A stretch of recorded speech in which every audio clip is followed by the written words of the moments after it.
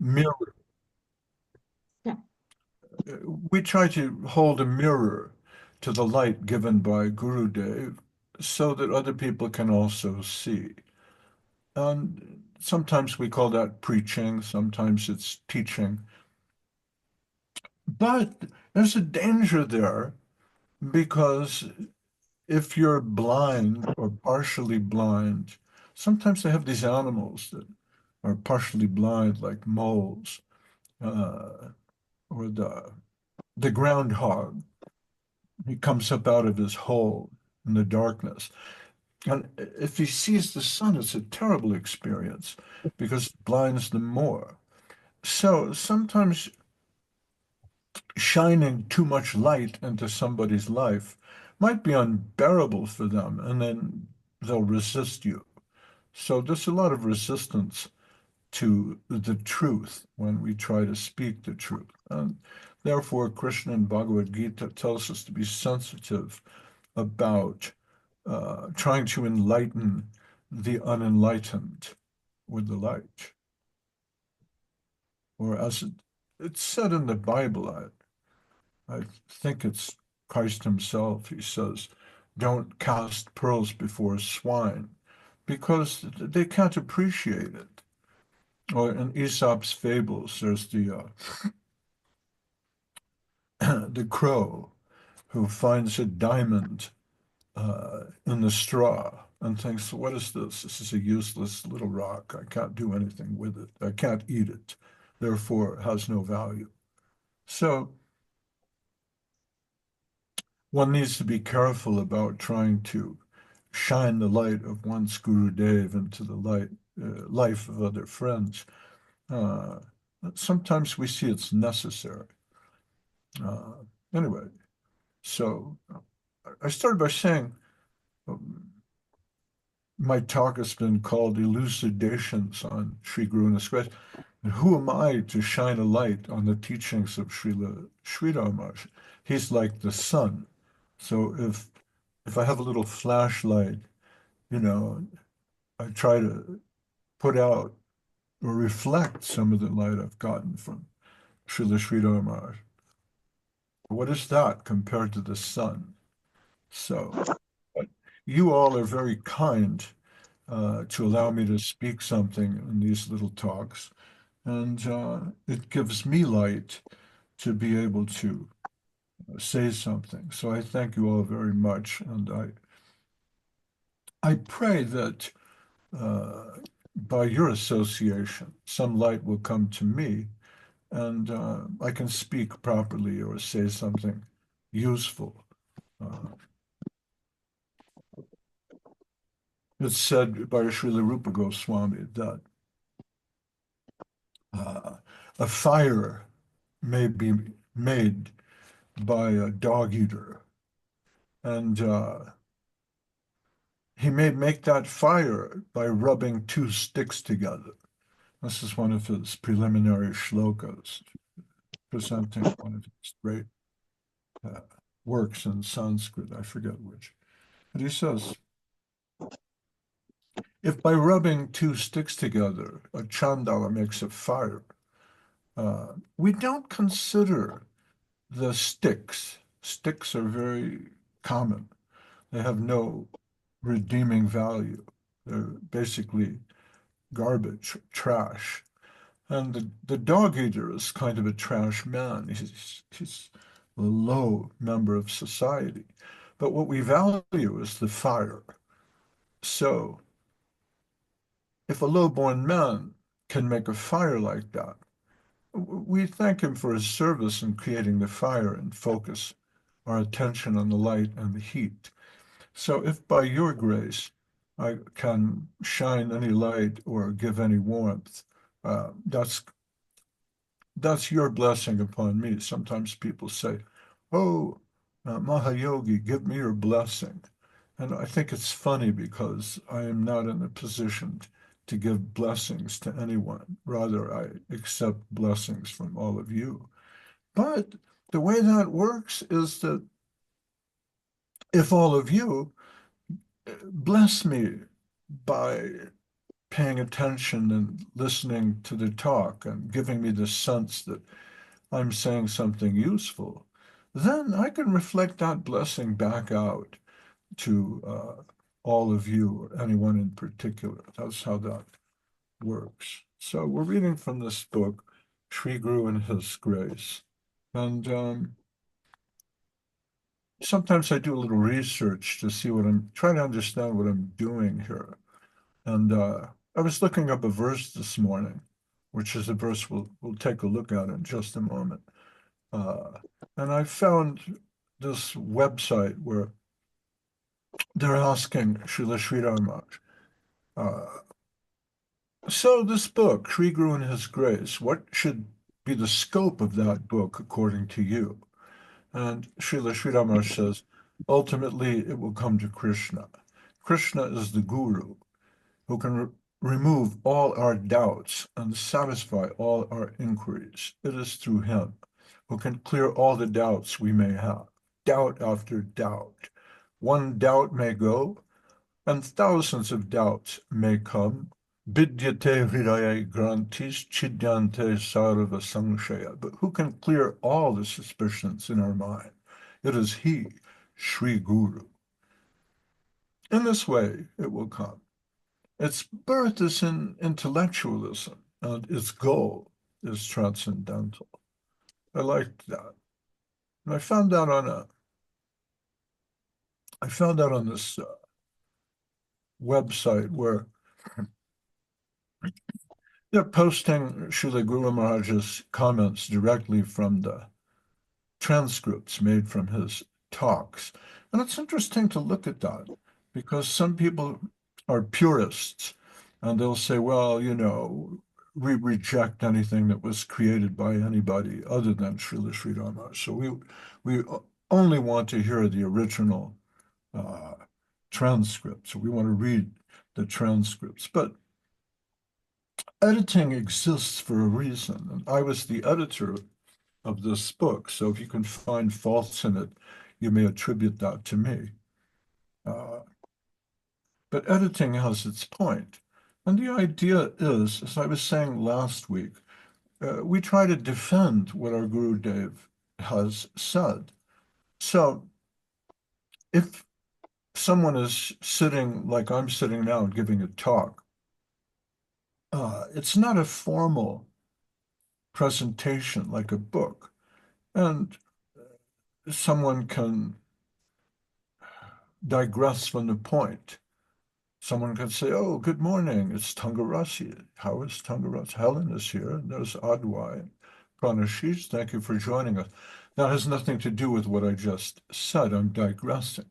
So a good editor, if he's trying to make a book out of a talk like this, has to remove a little portion here and a little portion there. And that needs to be done surgically with great attention to detail and with great attention to the argument that someone's trying to present. So it was with Goswami Maharaj and myself, and we would practically argue over every comment period in the book. But if you think about the Beatles, for example, everybody loves the Beatles. So you can find that, oh, well, it took 26 takes to do The Long and Winding Road, and Paul McCartney hated it, so he went back and did it again. Well, great fans of the Beatles, they want to go back and listen to all the outtakes or all the little places where something was done in a recording session and see, oh, okay, here's the seed of the idea. Here's how it progressed. And John and Paul got together and changed a few words here. And then Ringo came in and added a bit of a drum line. And then George put down a guitar solo. And suddenly the song started coming together. But it wasn't till the 19th take that they really had something. But Ringo sneezed, so they had to do it again. So a real fan of the Beatles wants to go back and listen to every single one of those takes and see how it developed. In the same way, a great devotee of Srila Sridhar Maharaj might want to go back and see every single discourse that he gave, and when he said hello to someone who just came off the train. It's fascinating to go behind the scenes, so to speak. But to try to present a text, it's a complicated problem. And this text was very closely put together, and it's survived the test of time insofar as it came out in around 1984, about 40 years ago, and has seen various editions around the world and has been translated back into Bengali and distributed at the uh, Madre Mat, the Mother Mat, and Sri Chaitanya Saraswat Mat in Navadvip. So it has a particular integrity, even if you can go back and listen to the original recordings and find Srila Sridhar Maharaj in 5 or 6 different places defining the same verse but in different ways. So that's a sort of preamble to this morning's reading. Anyways, here we are in chapter 2, if you're following along in your book at home, Sri Guru and His Grace. That little bell means it's time for us to read now.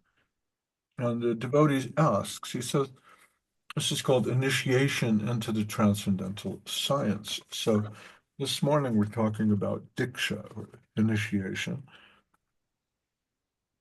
And a devotee asks, can you explain the real meaning of Diksha, initiation? And Srila Sridhar Maharaj says, Srila Jiva Goswami has explained this in his Bhakti Sandarbha. Divyam Jnanam Chato Dadyat Kuryat Papasya Sangshayam Tasmad Diksheti Sa Prokta Deshikais Tatviko Vidai. So this is Srila Jiva Goswami.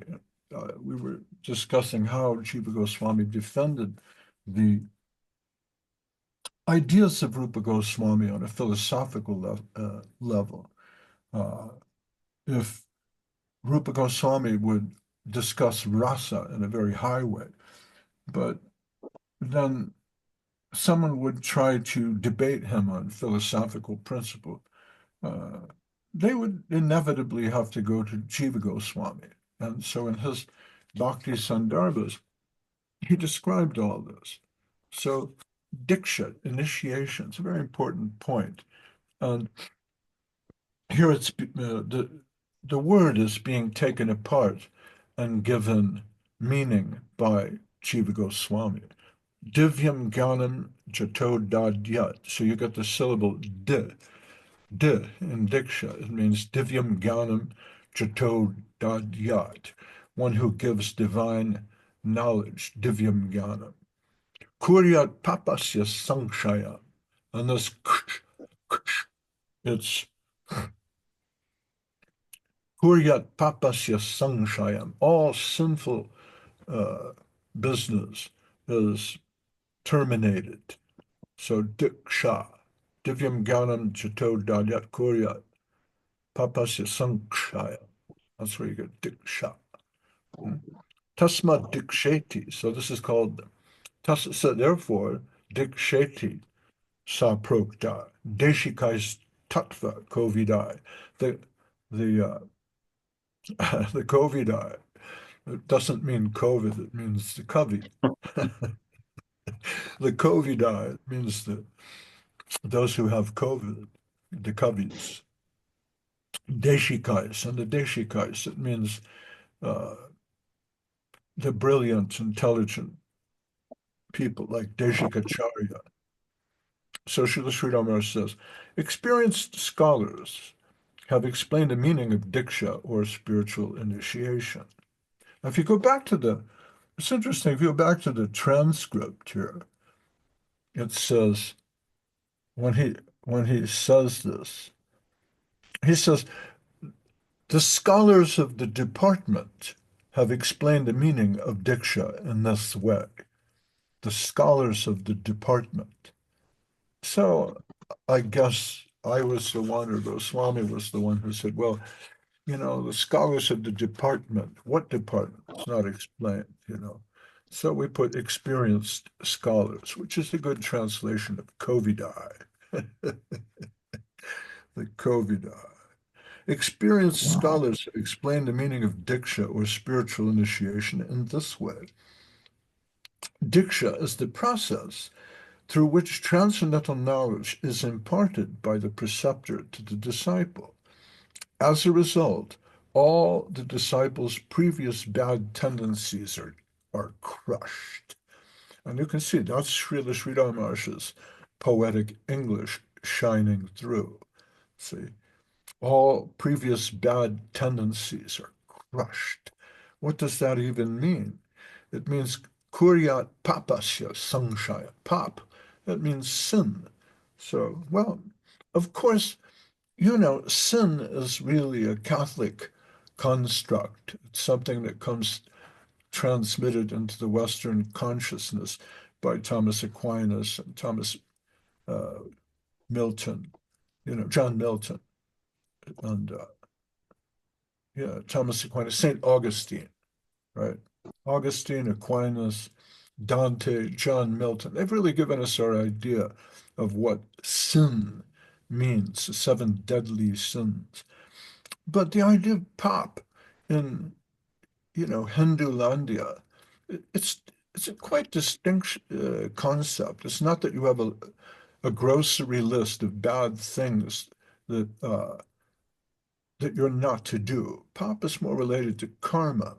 So, but these are subtle ideas, and all of you are well versed in this. But kuryat papasya, so the karmic sin will be dissolved through diksha. Wow, how is that possible? Through diksha, all previous commitments are cleared, and one gets the light of new life in relationship with the transcendental Lord. That's pretty clear. I don't think there's anything ambiguous there or difficult to grasp. Hmm? Diksha or initiation. And then Srila Sridhar, when he reflects on a verse internally, he repeats himself. He goes back over it, tries to get to the heart of what he's saying. Diksha or initiation is a process by which we are given a noble connection with the absolute center. And at the same time, our previous commitments are all finished. See, there's another description of the same thing. It is an inner awakening of life that brings divine knowledge. That wealth is there within us, but it is suppressed. Diksha means discovering one's inner wealth and getting relief from all outward obligations. So it's a nice definition, but he'll give a little anecdote or an example of what he means here. He says, with inner awakenment, the outer commitments vanish. Just as when you reach home, all other arrangements you may have contracted for your comforts are all cut off, for at home you find full comfort. When we are in a foreign land, we may seek the comforts which are supplied in hotels, but when we reach home, the hotel comforts are discarded. Just comparing our life in this material world as sort of a makeshift comfort. We do what we can to try to stay comfortable, just like staying in different hotels when you're in a foreign land. But through Diksha, you get to go home. When we reach home, the hotel comforts are discarded. We find no more use for them. Sometimes a miner is kidnapped from home. Later, while visiting his native place, he may stay in a hotel, but if he suddenly finds his father's house and returns home, his parents will recognize him and say, "Oh, my son, you were stolen from us when you were young. We recognize your face. I am your mother. This is your father. Here is your sister." Then the hotel is no longer needed. In a similar way, with the inner awakenment of the soul, when we return back home, back to Godhood, we will find our comfortable home with Krishna. So, To make a connection with our real home and dispense with our outer links is known as Diksha. So before we continue, I'd just like to read a little bit from how the same shloka is interpreted by Srila Prabhupada in his comments on the Chaitanya Charitamrita. And you'll find this verse in the purport in Chaitanya Charitamrita Madhya Lila, chapter 15. The Lord accepts prasadam at the house of Sarvabhauma Bhattacharya.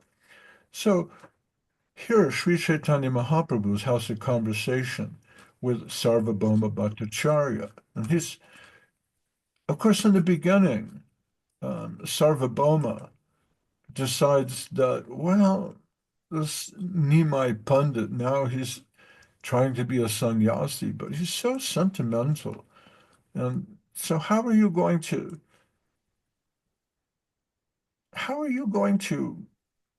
go on as a sannyasi with all this sentiment that you have? I don't think it will serve you well. You need to study the Vedanta.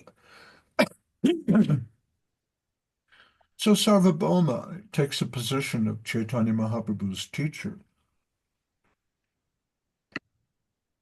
and tries to teach him Vedanta, but he realizes Sri Chaitanya Mahaprabhu is a master of the Vedanta, and he surrenders as his disciple and asks him for instruction. And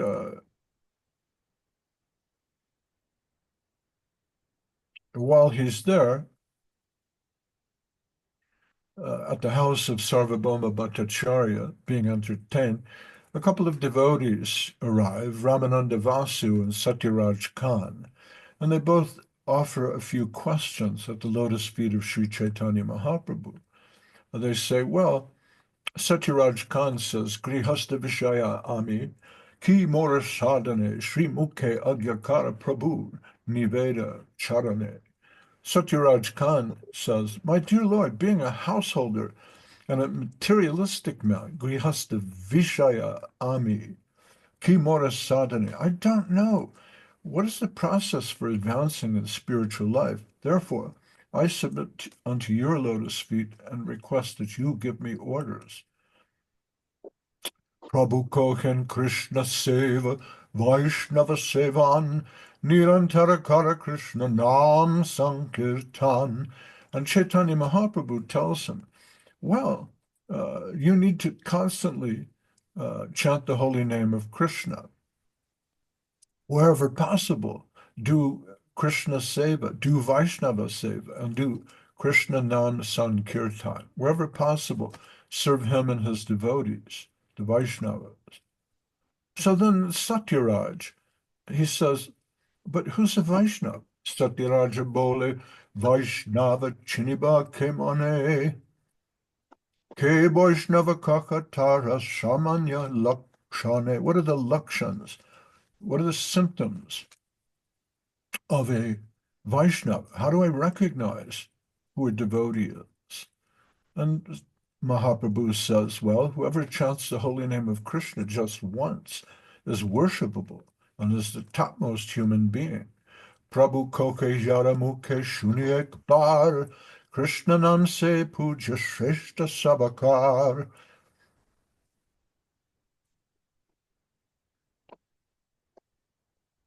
Then he says, this is Sri Chaitanya says, Ek Krishna Nama Kore Sarva Papkshoy. Just by one holy name of Krishna, all sinful reaction is destroyed. Navavira Bhakti Purna Nama Horte Hoy. And one completes Purna, the 9 processes of devotional service, simply by chanting the holy name. And then he says something curious, Chaitanya Mahaprabhu. He says, Diksha Purascharya Vidhi, apeksha na kore. Apeksha means to depend on, to become attached to.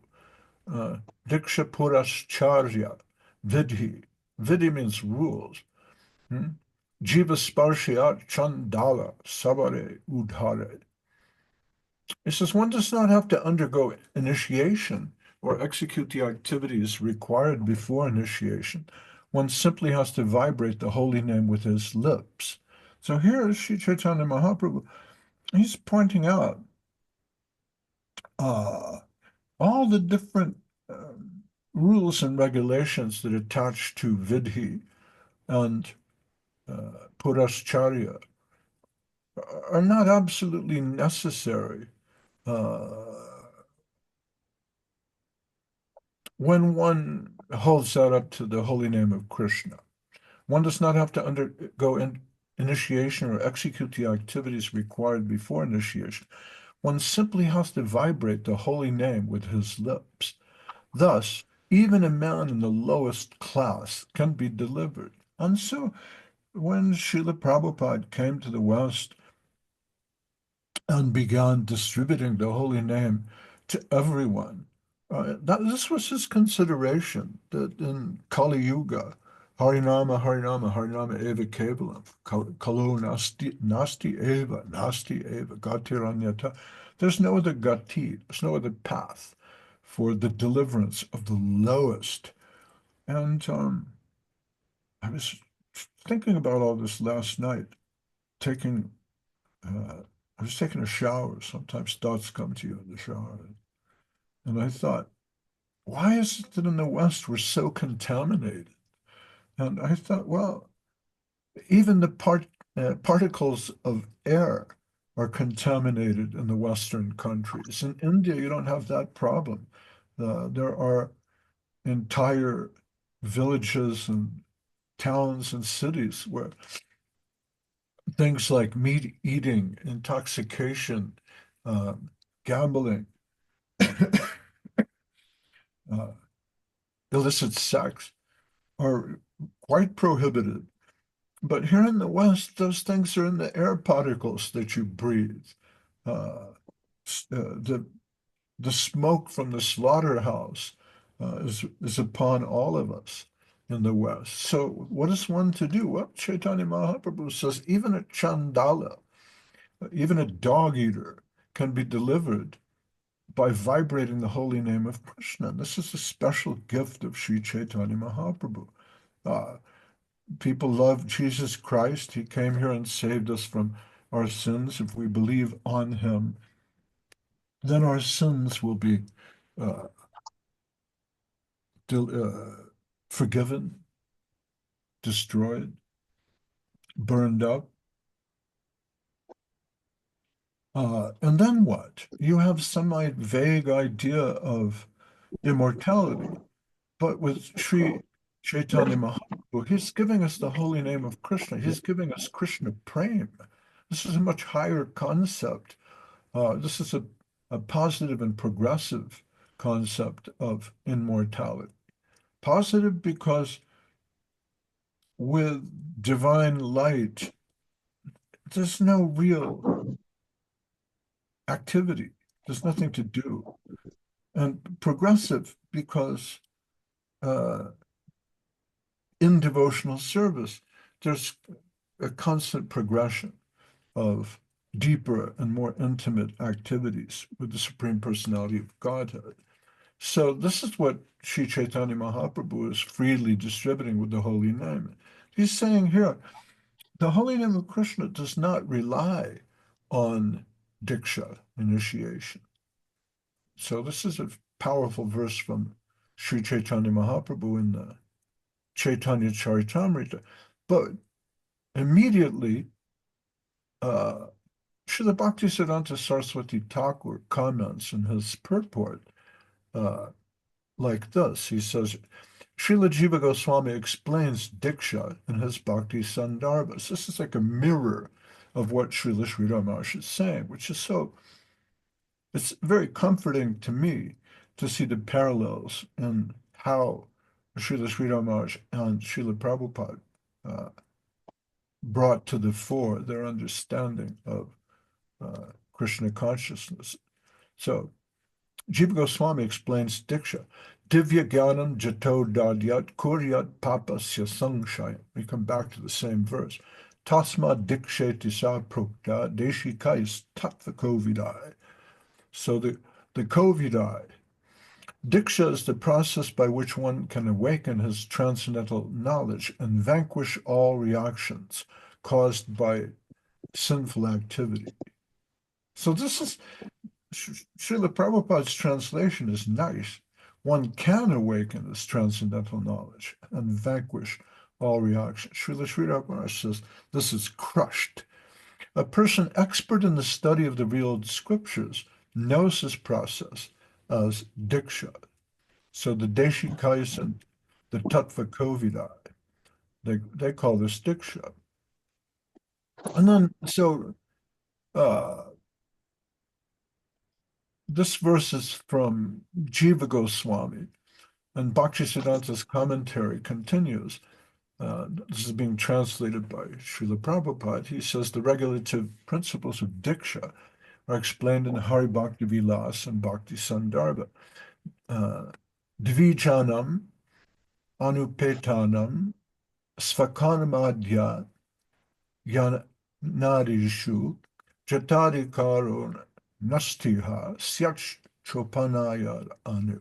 So even though born in a Brahmin family, one cannot engage in Vedic rituals without being initiated and having a sacred thread.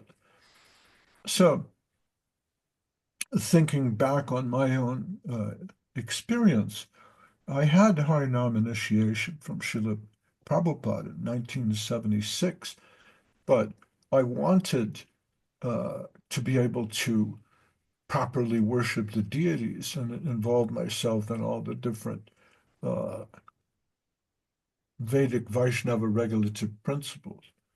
And for this, I needed Diksha initiation. And we were recommended in those days to go to the different ISKCON gurus. It's a different story. Anyways, according to Vaishnava regulative principles, one must be initiated as a Brahmin. So here the idea of initiation comes back in. Hari Bhakti Vilas says, Adikshitasya Vamoru, unless one is initiated by a bona fide spiritual master, all his devotional activities are useless. A person who is not properly initiated can descend again into the animal species. Pashu yonim avapnoti. Pashu yonim may find himself born in the yoni of a pashu, the womb of a beast. And so this continues. Yata kanchanatam jati kangshyam rasa vidhanata tata diksha vidhanena vijatvam jayate nrinam. So by chemical manipulation, bell metal is turned into gold when touched by mercury. Similarly, when a person is properly initiated, he can acquire the qualities of a Brahmin. Well, I don't want to read too much from this. I don't want to get away from our reading of our book, but I'm just trying to show a parallel here between how this verse was treated by Srila Sridhar Maharaj and by Srila Prabhupada. So then the question becomes, well, the devotee asks, what is the difference between shiksha, or spiritual initiation, and diksha? Srila Sridhar Maharaj answers. He says, well, diksha mainly involves initiation into the mantra, the spiritual formula. Now here when he says the mantra, the spiritual formula, he's referring to the Gayatri mantra. Om Bhur Bhuva Sva, like that. So initiation into the mantra implies initiation into the Gayatri mantra.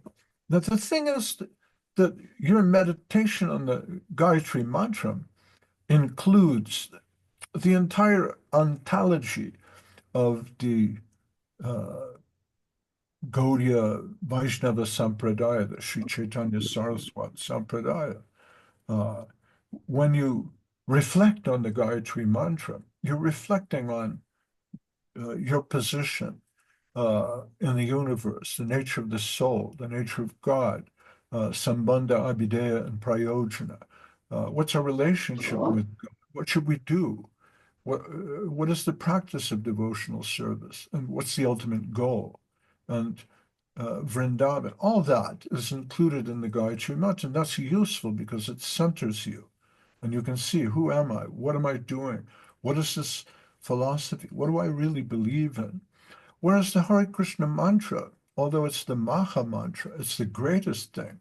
It's Radha calling out to Krishna, hey, Krishna, and Krishna calling out to Radha, hey, Radhe, Hare, Hare, Krishna. But if you're not properly trained by Gurudev, if you haven't been given entrance into that transcendental understanding, you may easily misinterpret the Hare Krishna mantra and then fall prey to the different offenses against the holy name, thinking that, well, this is just some happy combination of syllables. Like the Beatles again. They thought, well, what is all this mantra stuff, really? It's a happy combination of syllables. Oobla di, oobla da, life goes on. And they came up with funny oobla di, oobla da, life goes on, blah. Like they've heard from the Maharishi that, well, mantras are simply a combination of nonsense syllables that help free the mind from the mundane world. But that's not what the Hare Krishna mantra is. So the Gayatri mantra helps uh, center you in what Krishna consciousness is. Whereas the Hare Krishna mantra, that is Krishna consciousness. So Srila Sri Rama says, well, Diksha mainly involves initiation into the mantra, the spiritual formula. Other instructions are necessary to substantiate it. So then you're given the 9 processes of devotional service: Shravanam, Kirtanam, Vishnu Smaranam, Parasevanam, Archanam, Vandanam, Dasyam, Sakyam, Atmanivedanam, Iti Pungsharpitam Vishnu, Bhakti Chandavalakshana, hearing about Krishna, chanting Krishna's glories, remembering Krishna, serving Krishna's lotus feet, worshiping Krishna's transcendental form, offering prayers to Krishna, becoming Krishna's servant, considering Krishna as one's best friend, and surrendering everything to Krishna. These 9 processes are accepted as devotional service. So Srila Sri Rama said, these other instructions are necessary to substantiate it, to give it form, to help it become effective. Certain activities are also helpful. So there's theory and practice. Gayatri Mantra is theory. Gurudev gives practice. But without the theory, you don't really know where you're trying to go with the practice. So general direction is given by Diksha, but how to substantiate that? Details are necessary. So in the Bhagavatam it is said, Shravanam, Kirtanam, Vishnu Smaranam. All these things are advised. 1,000 details may be necessary.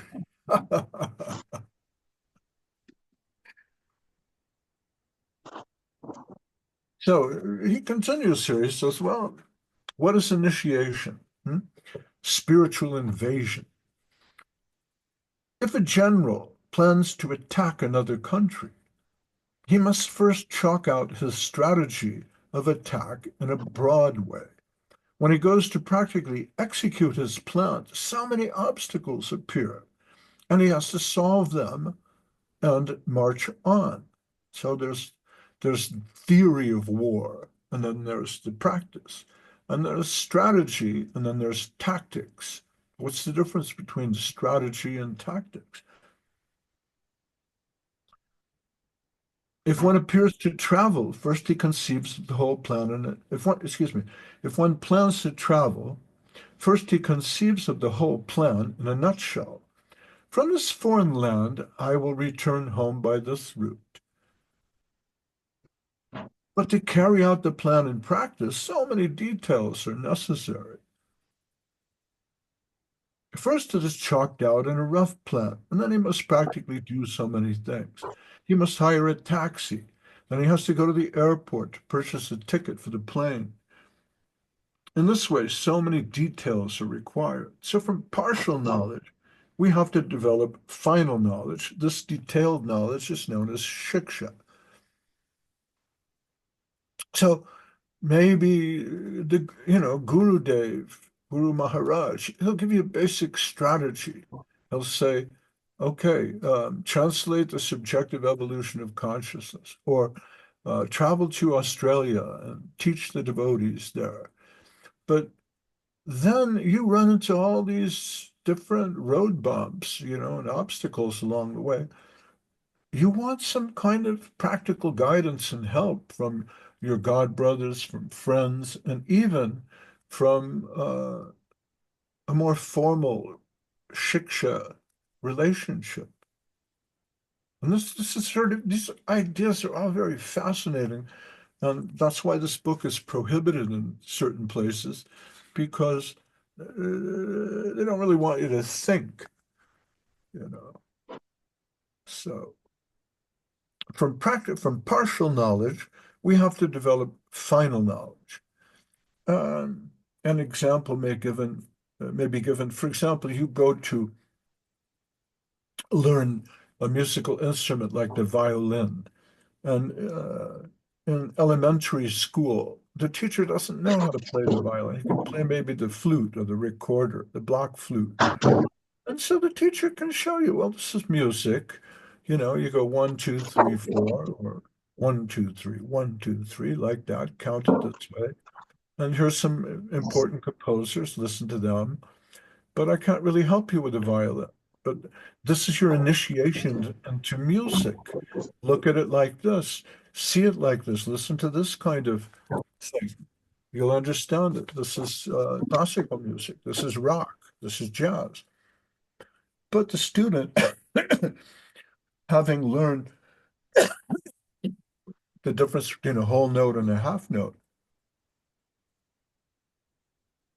maybe it goes to high school. And in high school, wow, there's a violin teacher. And the violin teacher can teach, a gavotte by Bach, or some simple minuets by Mozart. And so the student is very happy, but realizes my talent is deeper than this. I need a better teacher. I need a higher master, someone who can really push me to the limit. And they go find a concert master. And then the concert master teaches them. There's a great violinist named Hilary Hahn, and you can see on YouTube, when she's only 16 years old, she's playing this partita that Bach wrote after his wife died. It's really deep. It goes on for like 15 minutes. And she's just brilliant, but she's only 16 years old. She was studying under a great concertmaster. Now, well, time goes on. The concertmaster died. Now Hilary Hahn is in her 40s, and she's a teacher. It's hard for her to find someone who can show her something new. So, in our path, in our spiritual progress, we may come across different great souls who can help us on the path. If I go to a concert master to perfect my violin, it doesn't mean I'm betraying my elementary school teacher, who I loved so much and taught me the very basic principles of music. I revere that teacher. She showed me how to count a compass, how to count a half note and a whole note. And I revere that every time I sit down with my instrument. I remember her. But at some point, I needed something deeper. I needed something more. There's nothing wrong with that. So people are afraid of this book because it explains that. Devotee says, what is the position of a devotee who, although not yet fully free from the influence of Maya, accepts disciples on the order of Sri Chaitanya Mahaprabhu and his spiritual master? So Here, Srila Sri Ramanuja is being asked to get into the problem of the Western devotees accepting disciples and becoming gurus. And Srila Sri Ramanuja says, it is better that a man who begins business with small capital has a connection with a wealthier capitalist. So it's all right to be a school teacher. It's all right to teach children how to play music and the difference between a half note and a whole note. There's nothing wrong with it. But that teacher should probably try to be in connection with someone who's on a deeper level, maybe a concert master, maybe a high school teacher. It is better that a man who begins business with small capital has a connection with a wealthier capitalist. Then he can prosper in his business. In a similar way, as long as one is not completely established in Krishna consciousness, he must have some connection with superior aid. Then he will be safe. If we are to fight face to face with Maya illusion, help from the higher agency should be our only resource. It is very difficult to control Maya. Krishna says in Bhagavad Gita, Daivihesha Gunamayi, my illusory energy is impossible to overcome. Only one who surrenders to me can cross beyond it. Maya dreads only Krishna, for she has her backing from him. If you attempt to cross Maya alone, it will be impossible. So then one might say, what do we do in the absence of the guru? Say I was taught by uh, great teachers. Srila Prabhupada was there. So many of his disciples were advanced. Jayananda Prabhu started uh, the worship of the Jagannath Ratha Yatra in San Francisco. Uh, so many great godbrothers are there. Now they've gone on to become gurus. Uh, Sometimes help can be taken from them. What about Srila Sridhar Maharaj? He was even a greater teacher in many respects than Srila Prabhupada Bhaktivedanta Swami. Uh, Govinda Maharaj, who clearly knew both of them, worked with them, understood them, loved them, and learned from them, and led his own mission to glory. Isn't that enough? What happens when they're gone? Well, we have this association, we have our God brothers. If the sun disappears from the sky and then the moon comes out, we're happy. There's a little light there. And then only stars. And then perhaps it's so dark and cloudy, we can't even see any stars. Well, we can take shelter of a little fire, you know. All of us are like tiny sparks. We come together, tiny embers. Look at the Pacific Palisades fire. And a tiny ember from one part of the forest floats in the air to another part and begins another forest fire. So all of us may be tiny little sparks of illumination, but together we're more than that. And so we have to do our best to try to keep the Sangha going. And I don't know, I keep thinking of something Goswami Maharaj told me when he was on the path to Badrinath in India. He went to visit uh, Badrinath. It was a thing back then. And he told me of how he and a friend of his walked into the mountains with practically nothing, but even that practically nothing turned out to be a heavy weight. So he had a guidebook like this thick that he was carrying. And every time he would pass somewhere in the guidebook, he'd tear out a page to make the book lighter and lighter until the book was finished. And in this way, he walked on through the snow. And he met with these men called the Naga Babas, who are these strange sadhus who live in the mountains of the Himalayas. And they walk around naked, even though it's freezing cold. Uh, but he noticed they were smoking marijuana. He asked them, why are you doing that? And they said, to pass the time. And he just laughed at that. He thought it was so funny. That story stuck with me. But I find that devotees, like the Naga Babas, they do all these different things to pass the time. They get involved in politics. They take aim at Monsanto and Roundup and promote organic food and veganism and astrology and tea drinking and all these different things. And I think that's something similar to the Naga Babas. We're here in this world and we have to do something to pass the time. But we shouldn't let our pastimes interfere with our love for the devotees. And because some other devotee has a different pastime than I do, uh, you love sewing and I love stamp collecting. And so I'm going to say, no, sewing is bogus. Srila Prabhupada never said sewing. In fact, a sannyasi should not wear sewn cloth. You didn't know that? Janardhan Maharaj once came to, we were in San Jose, California. We were printing this book. It rained for like 40 days, 40 nights. He was stuck there with it. And he came to me and he said, Mahayogi, I have this dilemma. Yeah, what's that? Well, a woman disciple of mine uh, knitted me a sweater. Yeah? So what's the problem? I don't know if I should wear that. After all, people can talk, It says that we're not supposed to wear sewn cloth. Uh-huh. Well, that's it. Well, yeah, there is one other thing. What is that? When she knitted this sweater, she's in the Sybil Brand Institute for Women. It's a prison in Southern California for having killed her children. Oh, well, maybe you should not wear that sweater, Maharaj. You know.